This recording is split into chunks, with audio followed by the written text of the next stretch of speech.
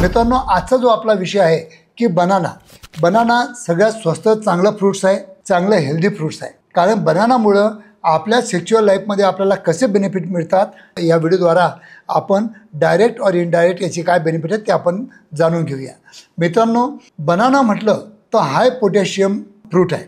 याच्यामध्ये पोटॅशियम जास्त असल्यामुळं की आपलं ब्लड प्रेशर मेंटेन ठेवण्यासाठी हे फ्रूट्स खूपच अत्यंत उपयोगी आहे.